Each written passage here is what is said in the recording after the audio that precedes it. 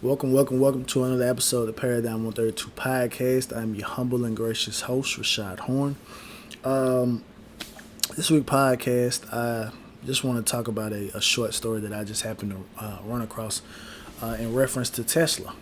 Um, we know that, the majority of us should know that the stock is booming. Um, a lot of people have made money through it, but I'm not here solely to talk about the stock. I'm here to talk about news that Tesla is cutting the price of their base Model 3 and Model Y by $1,000 and $2,000 respectively, right? And that's just the base model. But the performance model is increasing by $1,000. So the article spoke about that they were doing this and in anticipation of some of the other major car companies getting into the electric vehicle race. So it's all about market share. And so that was one of the first thoughts that I had because I'm looking at it from this standpoint and like from as they say, we're playing checkers. We're playing chess, not checkers. And I looked at it from the major corporations was looking at this from a chess move because it's like we're gonna watch what Tesla does from afar, and we're gonna see what the ebbs and flows were, whatever the things that they ran into to get this car produced, get these vehicles produced, and we're gonna take everything that they did, and since we already have the infrastructure in place, we're gonna roll out our own line of cars. So I always thought about what's that gonna be? What's that gonna be like when the major car companies, like the Fords, the General Motors, you know, um, obviously Toyota, you know, Honda, Nissan. What is the field going to look like when Tesla is no longer the biggest fish in the pond anymore, right? So what is it going to look like when the big fish in the pond has to be dropped off in the ocean, right? Is it going to be bait, or is it still going to be able to move around and roam like it was in that small pond, right? So I read a USA Today article probably a couple of weeks ago about the impending unveiling and the production of the Mustang Mach-E SUV, right? And so in that article, it spoke about how Ford brought in some fresh blood, so to speak, to get them involved in the electronic vehicle or electric vehicle race. And so the person went to the CEO and said, "Hey, I have an idea." And the guy said, "As long as you're not talking about the Mustang, all right?" But he was. And so me personally, I've never owned a Mustang. I like it. I do feel like it's an iconic vehicle. So to me, I think with them turning it into an SUV and making it fully electric, I think that kind of goes right along with the brand, right? Because each car brand has that one vehicle, right? That you just can't go wrong with. Chevy has as far as a car, Chevy has the Corvette. Dodge has the Charger or the Challenger, but I would probably edge more to the Charger just due to the fact of how popular like the Fast and the Furious as well as the Dukes of Hazzard was with that model Charger. So I feel like that would be their flagship car, not necessarily the Viper or the Challenger. The Nissan, you probably go with the Skyline or the GTR, you know, whatever Toyota has, like the Camry and stuff like that, like the flagship car, you know. So, and obviously Tesla has their flagship car, right? So, I feel like it's interesting from Ford's perspective that they took their flagship car and they are putting it out front, as you should. When your best, you put it out there, right? So I saw some of the pictures of it. I think it looks nice. it looks. I'm liking the way that the craftsmanship of the electronic vehicles are coming along, because when you saw some of the first images of them, and it's like, oh my god, they're god ugly, they're god awful. Like who's designing this? Does it have to look like that, right? Are y'all getting too futuristic, right? But so, and then not to get off on a tangent speaking about Ford, but I'm just saying that is what they're doing. They're putting their head in the ring. That's their first electric vehicle. So I'm sure GM, they're probably gonna do the same thing. Cadillac, Corvette or something of that particular nature. I'm sure that they're gonna ramp it up, because at this particular point in time, I think that ultimately, the inevitable is coming, right? The inevitable that renewable energy and renewable resources are going to be what they say the delicacy of the day. So by getting a head start on these particular different things, it is good to not fight off the inevitable anymore, right? So excuse me. So I think it's good. Me personally, I thought to myself, I said, I would never probably want to have an electric car, right? I wouldn't want one. I like what I'm used to, but also at the same time, I'm young enough to where I'm not so tied to the combustion engine to the point that I would just say I don't want anything to do with an electric car, right? But when you become a little bit more conscientious about certain different things, when you do your own research, not when you allow for someone else to think for you, but when you do your own research about things and you look at it and you say, okay, well maybe electric vehicle is a little bit more eco-friendly, in some aspects, not all aspects, but in some aspects, then you may feel like, okay, well, I wouldn't mind having one, or having one, right? Because one of the things that I feel like each one of these big companies have to do is you have to give people, what they already know, right? Now, some people are going to be hip to jump on the new thing, like, okay, Tesla, the model, what is it, the Model S? Yeah, the Model S, beautiful car, beautiful. And some people may say, hey, I can jump on that, right? But everyone might not want to jump on a Tesla. Some people may be, as I said, Mustang people, and they say, okay, well, I want a Mustang that's all electric, all right? Or someone may say, okay, well, I want a Charger that's all electric, right? So I feel like that's what's going to have to happen, is you're going to give that.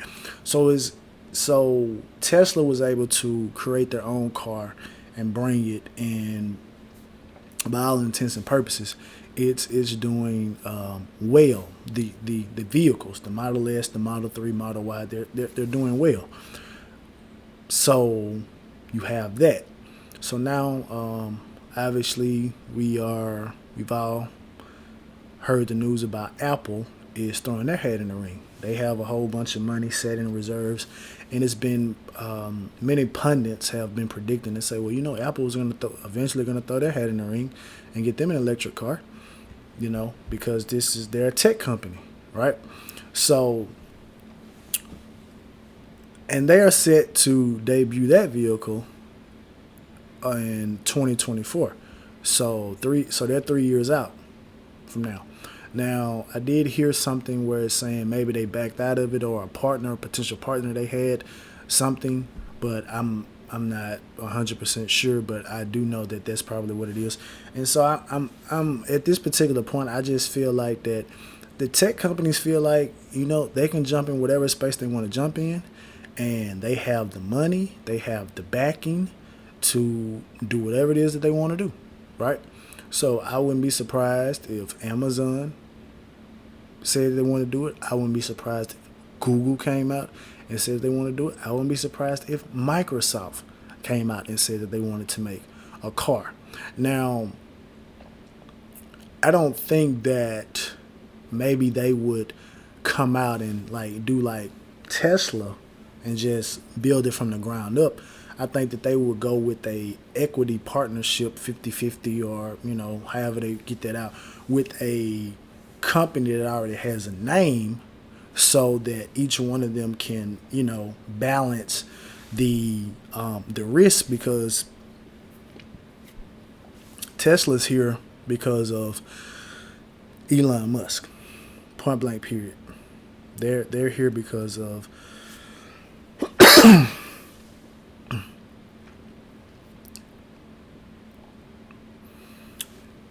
Elon Musk and his ability to be a visionary, to see things, to just seemingly be on the brink of just losing every single thing, and coming out with saying, well, hey, we're going to deliver this many cars, throw in another 100 or $200 million worth of investing.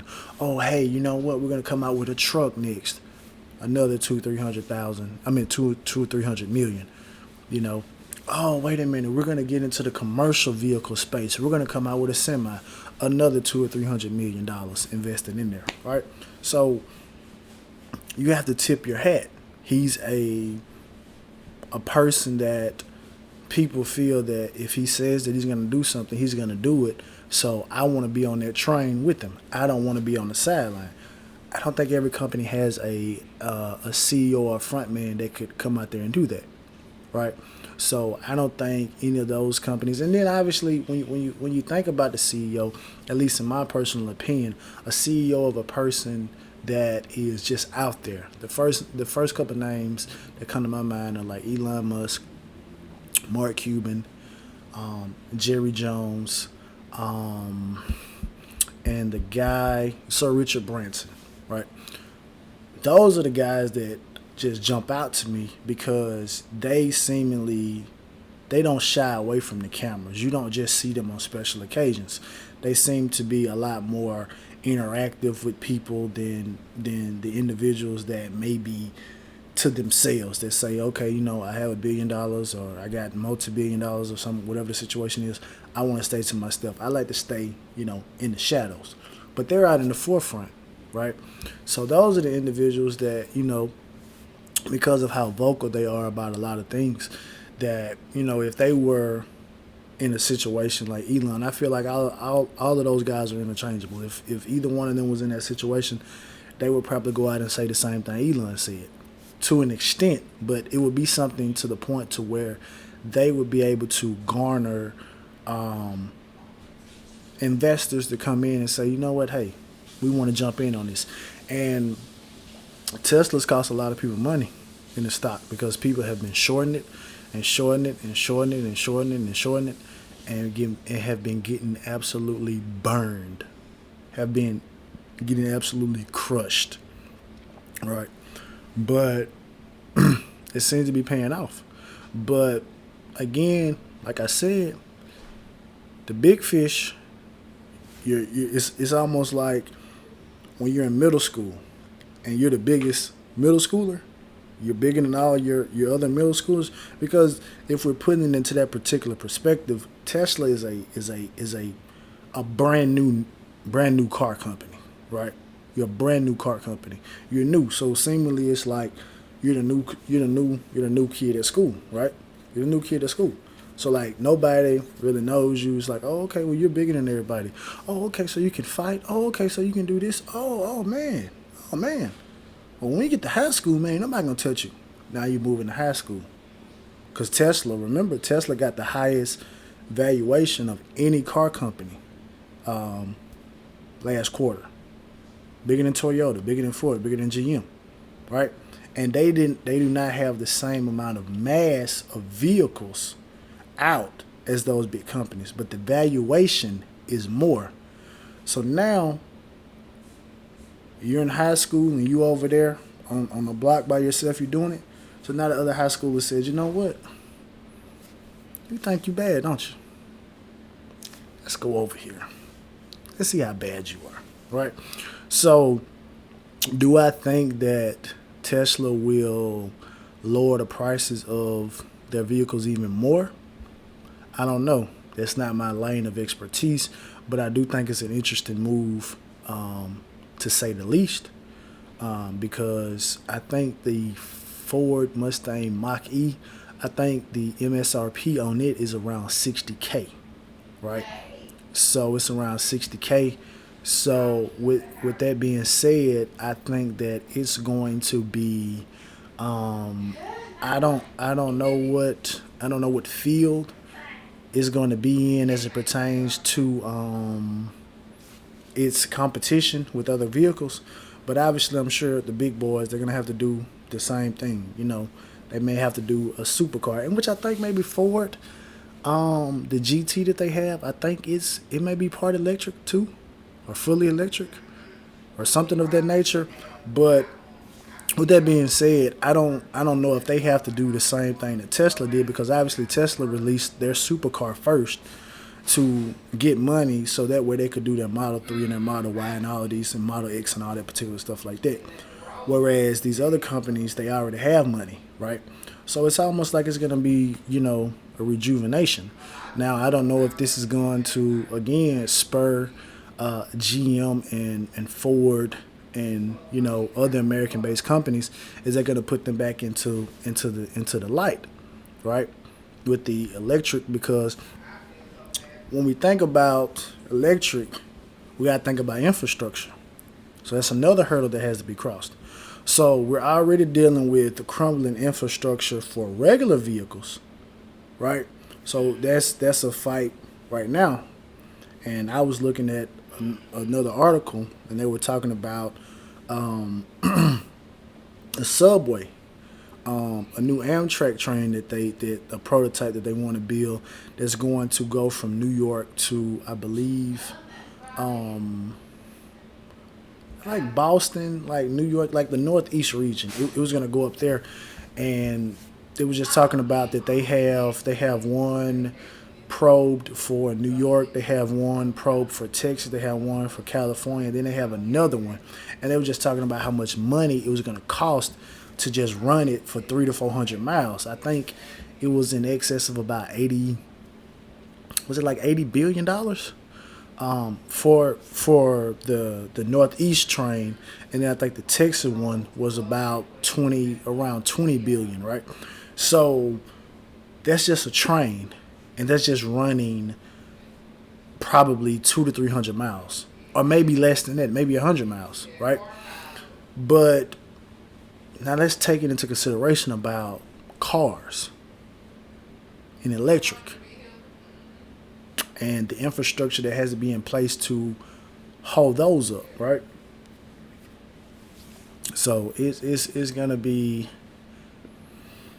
interesting, depending on how the current administration, what they're gonna do, and whatever administration comes in after them, because this is gonna have to be a long thing, because you can devote resources to an electric vehicle and make them, but if the government is not allowing for the infrastructure to be constructed to handle it, then how much investment do you want to make? Tesla is fully invested in this. Tesla doesn't have a gas vehicle, right? So, but they have charging stations and things of that particular nature like that. So, but, who knows, right? So, this article talked about Tesla is building plants in Shanghai, Berlin, and Austin, Texas, and that was the long-standing thing that I seen another headline for an article where it was saying that a lot of Silicon Valley or companies or large companies are moving to Texas. And they were talking about how Elon Musk has moved to Texas due to the fact that he and some of the officials in California weren't seeing eye to eye. And he also stated that he felt that Austin, Texas was going to be a boom. Now, not to divert too far away from, what we're talking about, but a few years ago I read how the projection for Austin, Texas is going to get to a point that it is going to be bigger than Dallas, as far as just size. And I go through there. I don't go through there often, when I'm riding, but it is Whew, it's rough riding through there. I'll say that it's rough riding through there, but with it getting bigger, with more money coming in, it's the capital, so you never know. So Austin, Texas, and Southern India.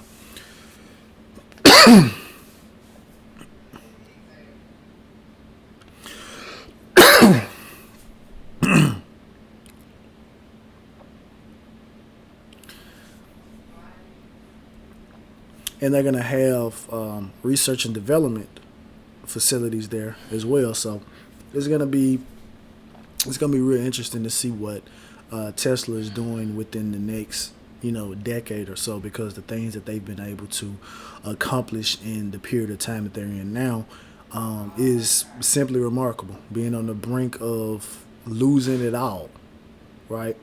And at this point, can seemingly, I'm not going to say that they're fully in the clear now, but they are not where they were, let's just say 2 to 3 years ago, right? So, now, to kind of get off of Tesla, even though this is the topic, but the underlying topic, the subtopic, is electric vehicles as a whole.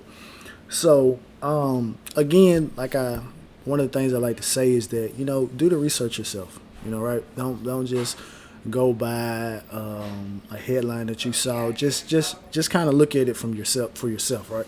So lithium, all of these batteries are made out of lithium, right? So I said, okay, so lithium, okay, is that just is like a rock, or what is it? Like, where do you get it from? So obviously you mine it, similar to coal and stuff like that. So an article I saw probably a year or two ago, it was people talking about how damaging fracking is to the environment, and someone doubled back and said, well, mining lithium isn't any better, right? So I'll say that I read one article, right, and it was an article talking about lithium versus fracking. Now I have a excuse me, I have a little experience with fracking because that was one of the positions that I held. I drove trucks in West Texas to frack sites, and one of the things that I noticed out there was the amount of sand, because I was delivering sand.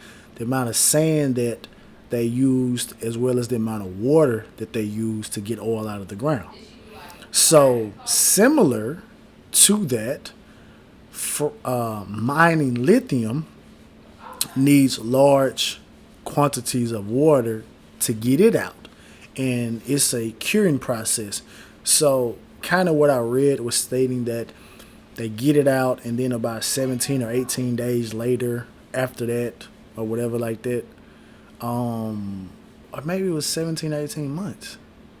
I don't think it was months. It has to be days. I'm sorry I didn't write it down, but I didn't think I was going to touch on it. But in any regard, after that, you have it. You have the composite to do what it is that you want. So the red flag that they were waving was saying that in a situation with lithium, you're going to have a situation where it uses so much water that it could seemingly drain bodies of water. It could cause famines in certain areas. So I said, okay, well, where are lithium mines located? Do we have any in the United States? Like, where are they located? We have one in the U.S. It's in Nevada. So I said, okay, well, that makes sense, because that's where Tesla has their battery factory. It's in Nevada. I didn't know that that's where the lithium was. But as far as the largest mines, some of them are in Australia, Chile, China, and Argentina. Now, what's interesting about this is the China, right? China. Now, when you look at it in the grand scheme about what the U.S. and China are doing about fighting it out and duking it out for supremacy, you would have to say that they have a leg up if this is indeed the route that it's going. Because if you have access to more lithium than the U.S. does, it gives you somewhat of a heads up, right?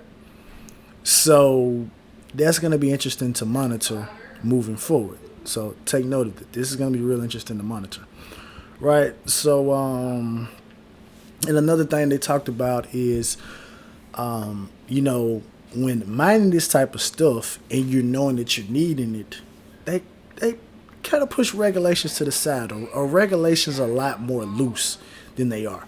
And so the article seemingly stated that when you have a dependency upon something that you need, similar to they were talking about the lithium and they were talking about oil, getting it is going to it's going to be an issue. Getting it is going to be an issue. Is you try to make it as safe as possible, but at the end of the day, you're looking to maximize profits. At the end of the day, so that's another one of the issues that they talked about, was that they feel that the regulations are going to be left unchecked and they're going to be long-term ramifications similar to what they feel are going to be long-term ramifications from fracking, right? So I don't I don't really know. Maybe, that may get to a point to where they can maybe find some other products or some other material or something to use, because lithium is so immersed in our society now. Lithium is used for batteries. It's used for a lot of components within cell phones, computers, and things of that particular nature. So it becomes a very, very valuable resource. And as we move towards a different phase than lithium and maybe other things that can be substituted for lithium, they're going to be the biggest things. That and what they deem to be rare earth metals, right? Those particular different things are going to be things that are going to be in extremely high demand, and regulations are going to be extremely laxed because the demand is going to be so high, right? So from a human and moral standpoint, you kind of stop and you say, man, there's going to be a lot of people that are going to be affected by this. And a lot of times the people that are mainly affected by this, they don't really get to see the benefits of what it is that they're being subjected to, because they're privy to it, but they're not privy to it. They're not going to get a return from it, right? But from a capitalistic and from a monetary standpoint, lock your positions in. Lock your positions in. Lock your positions in companies that are going to be doing this, and make sure that you long. We're not short. We're long. It's too much occurring. It's too much evidence out there to state or to feel that it's gonna be any revert back to the old way of doing things. It's still gonna be there because it's still gonna be a necessity. Oil, natural gas. There's still things that are gonna be using it, but for it to become or still be